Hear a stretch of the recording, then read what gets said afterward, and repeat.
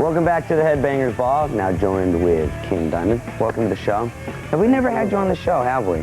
Nope. Not since I've been host, because I know I was saying a little bit earlier that we've always gotten letters, you know, asking what's been up with you, with Mercyful Fate. Yeah. I just missed you in Milwaukee. I know. We were both up there for the Metal Fest. Did you get to see a lot of the bands played up there? I got there a little late on that day when they were playing. It's this thing they do every year. They have like 50 of the heaviest bands. And a lot of fun. A lot of fun. So tell me what's up with you right now. We've got Mercyful Fate record. Yeah, In the Shadows, Mercyful Fate reunited. 4 out of the 5 original members are in there, and we really you have a new drummer now, right? Yeah, Snowy Shaw from King Diamond is going to do the tour for us. Okay. And the tour starts the 8th of September on the East Coast, and we start a week before rehearsing right here in New York. So we'll be here pretty soon, and it's... Now, how long has it been since you played with Mercyful Fate? It's not been since '85 was the last concert. So there was a long time where we musically was not working together, but we always kept in contact because we're always good friends, you know. And so it was a little bit strange starting again, because you didn't really know how the different people was feeling about, you know, when you start arranging songs and picking each other's songs apart and putting them back together, you know. But it felt like we'd just done the last album, Don't Break the Oath, a couple of days before. We joined again and started working. The chemistry was there immediately. It was unbelievable. Great. When we come back, we're going to talk to King Diamond. We're also going to be playing the new video for Egypt, which we played before on the Headbangers Ball, and I know you're going to dig it. So stick around. More Headbangers Ball with King Diamond. New Mercyful Fate record is called In the Shadows, and King Diamond of Mercyful Fate is in the studio with us. Now, here's one question I have. You're doing the Mercyful Fate stuff now. Are you still going to put out King Diamond records? Yes, definitely, yeah. We, Andy LaRocque and myself have written 11 songs for the next King Diamond album. They're arranged, they're ready to be recorded. Our lawyer, who's from New York here, is going to start shopping a major deal for King Diamond while we're touring Mercyful Fate now.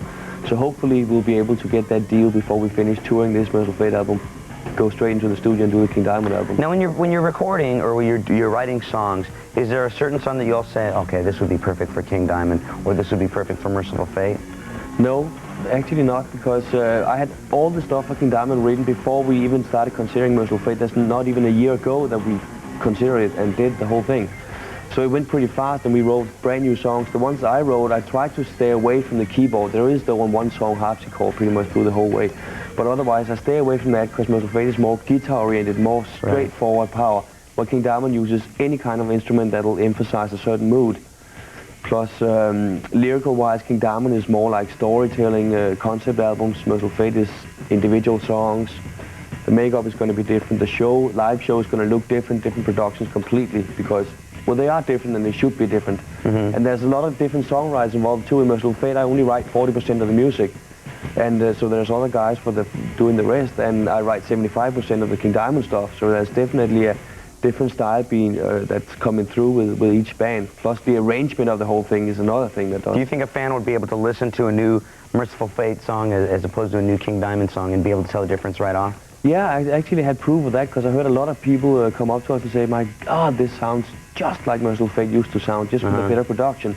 And they had expected it to sound at least half and half King Diamond, Mercyful Fate, you know, but I surely didn't want that, because I want to keep the two separate, because I feel there is a very clear difference there. Well, right now we're about to play the video for Egypt, so is there anything you want to tell me about this video? It deals with it's a very straightforward, very aggressive song all the way through pretty much, and it deals with Egypt, but it also deals with an out-of-body experience where a person is out of body, finding out that he's dead in Egypt, appearing in front of the court in the judgment hall in the old Egyptian gods, really wants to find out. Did you any kind of research for this song? Or? Yeah, sure. And he finds out that he's about to be judged either to go this way or that way, and he really wants to find out, but also remembers that his body is lying there back home, and he's got to be back before it wakes up, because if it's not, he'll never come back to it. Well, let's check it out. Here is Egypt from Mercyful Fate. From Soundgarden, that was Rusty Cage, and currently Soundgarden is out on the road with Blind Melon and with Neil Young, so you might want to check that tour out. And we're here with King Diamond, and we're on the subject of the new Mercyful Fate record. The new Mercyful Fate record is in your stores. It's called In the Shadows. And right now I want to talk about a song, Return of the Vampire, which you have a special guest drummer appearing on that one.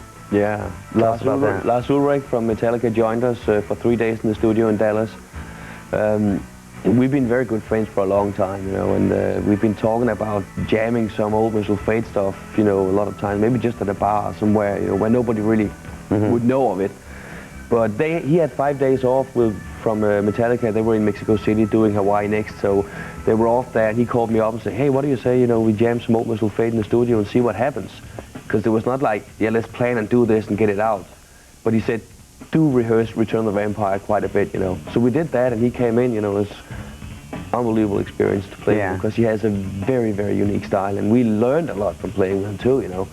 And I guess that's the quickest drum track Lars has ever put down on tape, you know. It was so live, so spontaneous, and just a great feeling. It was such a natural high that normally when we get together, there's, you know, if a few beers go down and stuff like that. Here, over 3 days, the person that had the most beer was 2 beers. That pretty much shows what a natural high it was, you know.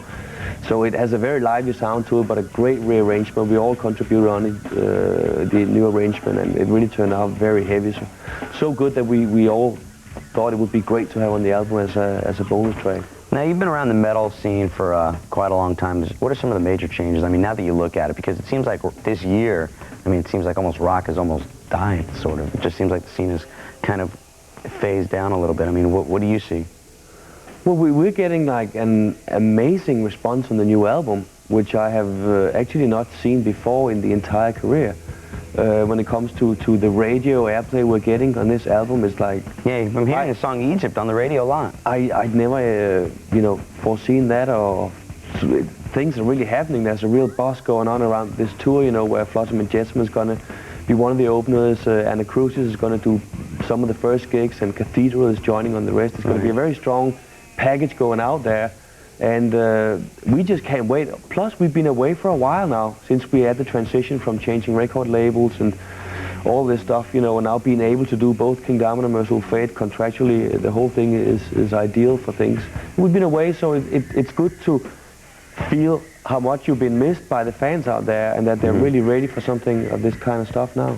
Okay, well, for those of you that want to know, I have a couple of the dates, because you are going out on the road. Yeah. And I know that September 8th, they're in Albany, New York, and September 9th, Boston, 10th, Brooklyn, 11th, Baltimore, skip 20th, they're going to be in Cleveland. Tell me about Halloween. What do you have planned? 'Cause you can imagine this would be a sick show to see on Halloween night. New York, Halloween. So there you go. Plan on that, Halloween. Again, it's going to be Mercyful Fate. And you maybe think there'll ever be a show like King Diamond and Mercyful Fate, same thing?